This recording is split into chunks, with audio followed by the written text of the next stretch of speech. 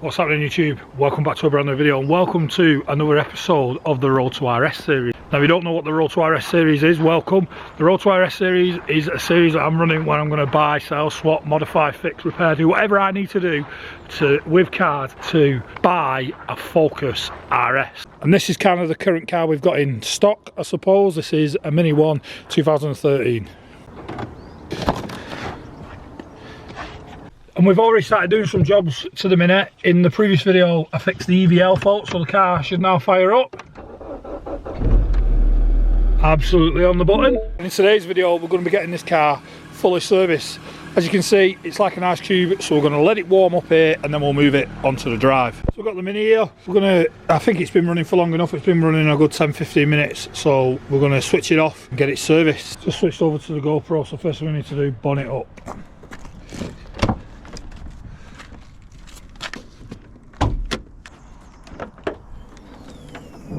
What I'm going to do with this is I'm going to give it an engine flush. That's what I'm going to do. So I'm going to throw this in. So I'm going to pour all of this into the engine, fire it up and let it run for about 10 or 15 minutes. Once it's run for 10-15 minutes, then we'll drop the oil and a fresh oil filter, then we'll move on to doing the spark plug.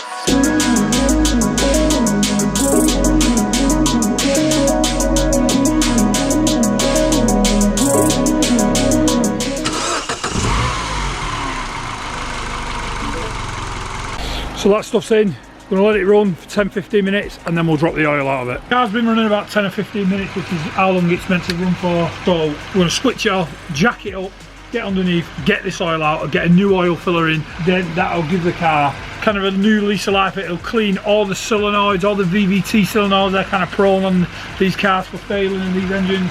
Get everything nice and clean, some fresh Miller's oils in, and the car will be refreshed. Then we'll get onto the spark plugs and the air filter. Always a bit sceptical about jacking a car up, I've never worked on.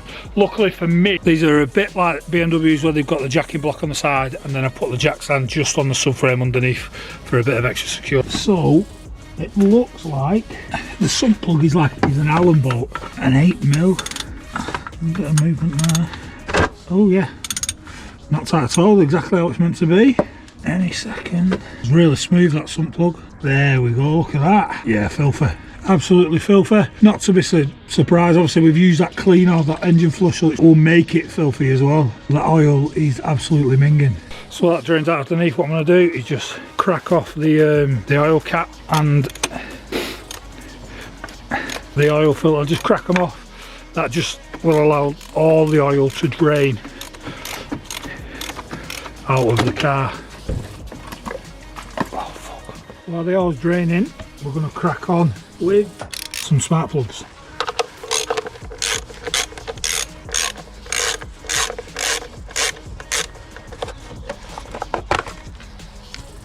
Them coil packs look brand new. Look at that, NGK4 NGK coil packs, and like I said, they look brand new.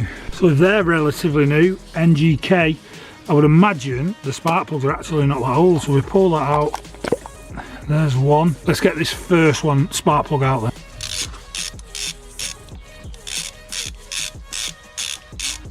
So that's the first spark plug out. To be honest, it actually looks alright compared to the new one. But we've got new ones, so we may as well put them in. What brand are these? NGK as well. I'm replacing it with some Bosch. Not an issue really, but they don't need to be too tight, spark plugs. There we go. You literally just need to, and that'll do.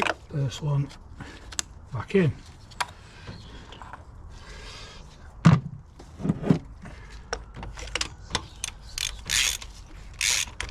Loosening it off, like so. Then getting our coil pack, feeding it in, and that grabs the spark plug. Next one in.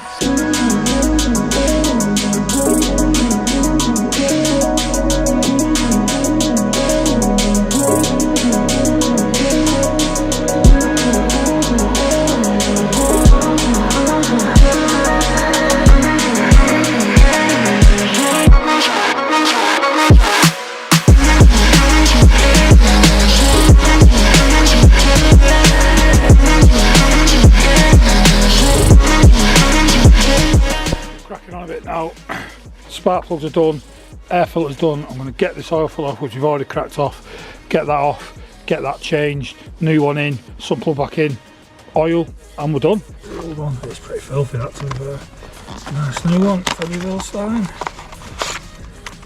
Perfect match.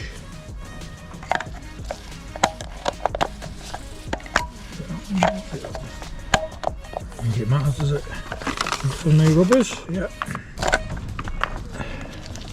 New seals going on. And before, what I'll do is before I put this back in the camera, I'll just put a rim of oil around that seal to help it mate. Right, so I just rushed that last little bit just to get it done, but everything is now done. Oil level and everything, I've checked it all. It's about 4.2 litres. So I'm just going to fire it up, give it a couple of seconds, let it fill the oil filter, and then check the leaks, and then we're completely done.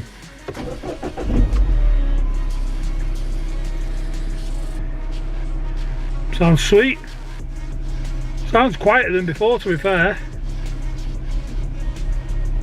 And the last thing we need to do then is reset the service light. So we'll just put the key in,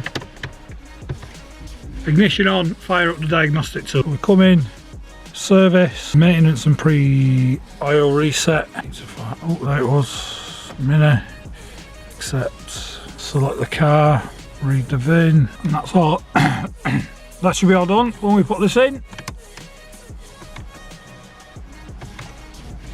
We have got no more service light. Happy days, let's fire her up. Sounds absolutely sweet as a nut, as it always did. So I've just been out, had my haircut after servicing the Minute, and it drives perfect. We need to investigate this stereo, so that's what we're going to do next. It won't be today for me, it'll be in the future, but fix this stereo and then we're on to a deep clean. I'll join you when we're fixing it. So it is a few days later. The car's all serviced, running absolutely fine. I've used the car for a couple of days. I actually really like this one. It's quite a cute little car. Cute, what the fuck, cool little car. It's a cool little car. So I'm going to do some tests on this radio because I can't get it going. So I'm plugging it into the diagnostic machine here.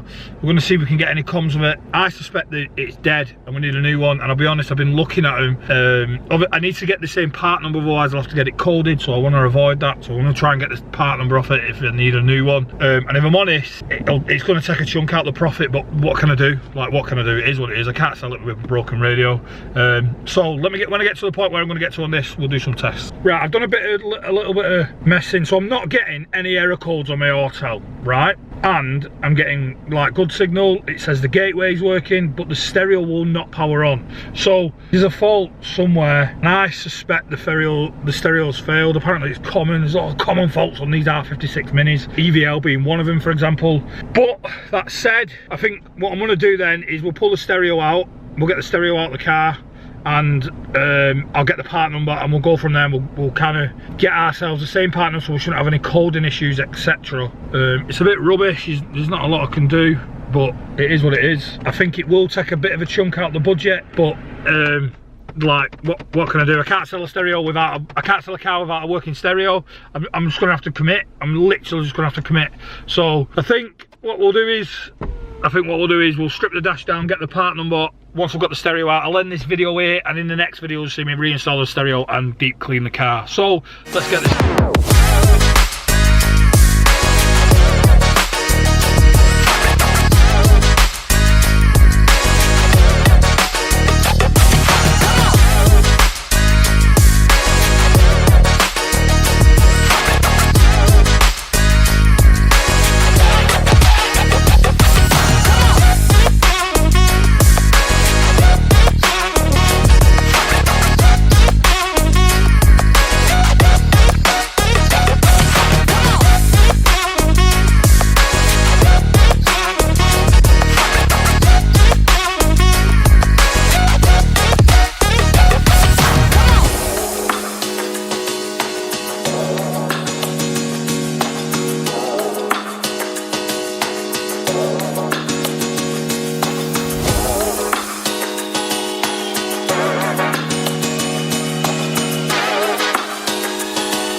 To take this panel off, all this has come out, this panel's off. It's just a bit of a pain in the ass, but it is what it is. We've got it done. I'm going to put that middle bit back in, and we'll get the Mini parked up. I've reconnected it, I've not put it in, but what it should mean is that Does it still start? Look at the dash has gone funny. I wonder if that's because we've took the stereo out. I hope it is. Anyway, something else I need to do is keys. These are a bit tired, so I need to get them refurbished. That's another cost. This stereo's going to cost us, probably going to sting us hard in this budget, I won't lie, but it is what it is, I suppose. Right, so you've just seen then, we've got the stereo out. I've took it out, it's in the garage. I'm going to do some research now and try and get it. I know somebody who works at a Minis breakers, so hopefully they can help me out, because I'm looking at costs of these and they're knocking me sick. They're like £200 to replace these. It's ridiculous. It's proper going to, like, it'll ruin the budget of the car and it'll take a massive chunk of the profit away. It is what it is, I suppose. If I can't get one cheaper, then I can't get one cheaper. But fucking, what am I meant to do? £200, it'll kill the budget.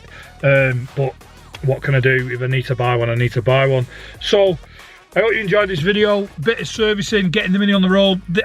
This might be the end of the video, it might not, because I might actually, I don't know how much footage I've got to make a video, but I might film putting this back in and testing it, or I might leave that for the next one, depending on how much footage I've got. If this is the end of the video, thanks very much for watching. Like, comment, subscribe, and I'll see you on the next one.